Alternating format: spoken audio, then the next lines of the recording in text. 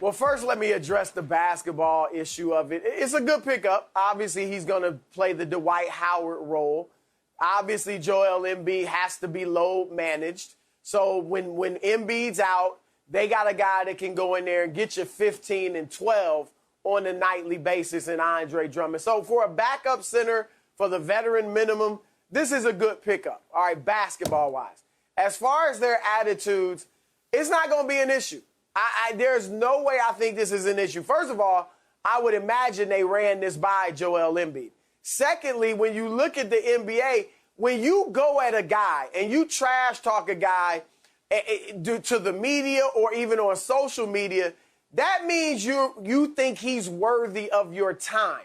All right, you're not going to go at somebody. You might go at them in a game if you think they really can't play.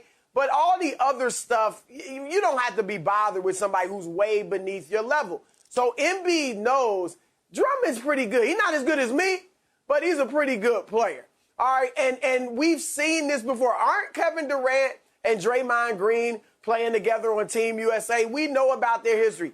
Didn't Kobe Bryant and Meta World Peace have some issues? Remember in the playoffs when World Peace was in Houston? They almost came to blows. They were nose to nose. And the next season, Meta World Peace is playing small forward in the starting five for the Lakers, who go ahead and win the title with Kobe Bryant. Kobe had issues with Matt Barnes. Matt Barnes faking the ball in his face. Remember that? The next season, Kobe calls Barnes, hey, man, anybody that's crazy enough to go at me is crazy enough to play with me. So there's a respect level there. Even amidst all the trash talk, they'll be fine. I don't think it'll be an issue at all. You know, even Jesus went and got a rider in Saul. Got so deep he changed his name to Paul. You know what I mean? Listen, it can work out. I think when you go into goon mode, right?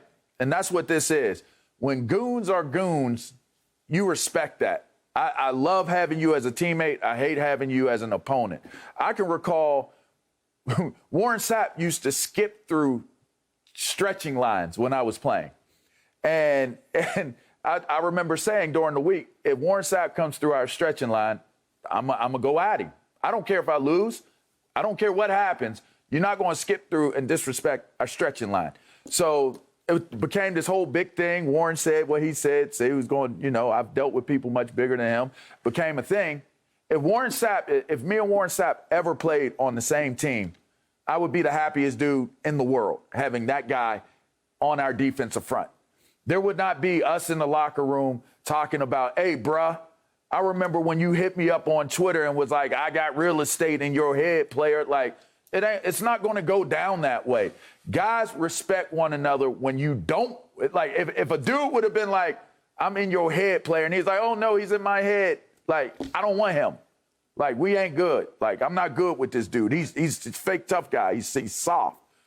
But this is two dudes that are alpha males. They're apex guys. When you come together on the same team, Embiid needs to have a little bit more. They didn't have, in my opinion, enough toughness in this year's playoffs. When it came down to it, and you needed an enforcer like an Anthony Mason type dude or Charles Oakley, somebody that might set a tone, because Embiid is tough, but Embiid is finesse. You know, when you talk about Drummond is that's a powerful dude.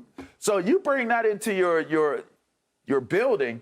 Now the question becomes, what do we do with Ben Simmons? Because now we do have that extra added piece down low where we don't have to depend on Embiid going down into the trenches. So what do we do in terms of what is our perimeter game going to look like?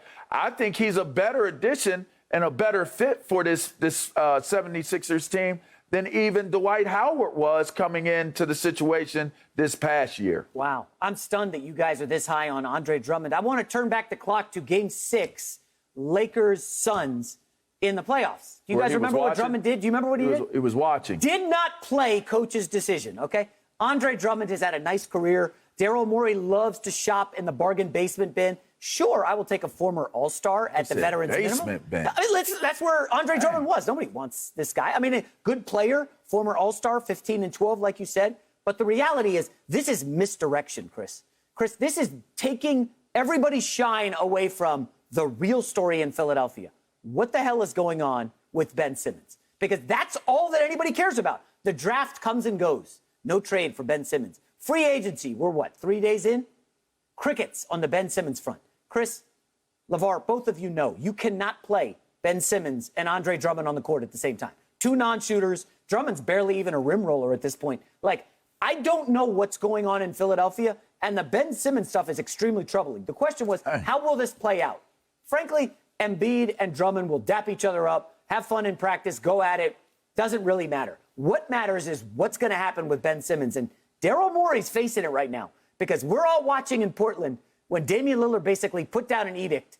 I need you guys to give me stars. I saw Giannis got Drew Holiday, and y'all need to get me somebody. Have you seen what Portland's done, Chris? They didn't get nobody. Damian Lillard is very upset, and right now, if Daryl Morey can pull off Damian Lillard for Ben Simmons in some capacity, I know Portland doesn't want to do it, but maybe they should. That's when the Sixers will matter. But right now, they're not top 4 in the East. And frankly, I'm no lie here, no cap, as the kids say. No cap. Keep an eye on the Chicago Bulls making a run to bypass the always injured Joel Embiid and the 76ers, who seem to be cratering after being the #1 seed last year. Yeah, we'll get to the Bulls a little bit later, but obviously I see where you're coming from. But look, I'm with you, J-Mac, on let's not overstate Andre Drummond. All right, it's a nice pickup for the vet minimum. You got a center that's injury prone. He does bring a certain attitude, what you said, LaVar. I think he'll be fine in a backup role. You can also play them together at times, potentially, because Drummond can play down low. And Embiid, as you said, he is a great mid-range shooter. Not a good one, a great mid-range shooter. And so he can be on the perimeter. But yeah, J-Mac, let's see what they do with Ben Simmons. They've got to make this move because I'm not as high on Chicago as you are, but other teams in the East are making moves.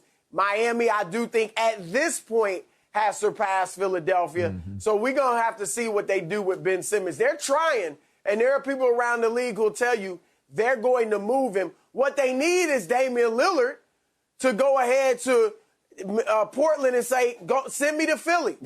Because Dame put out, when Damian Lillard said, "I want to see what they do," what could they do?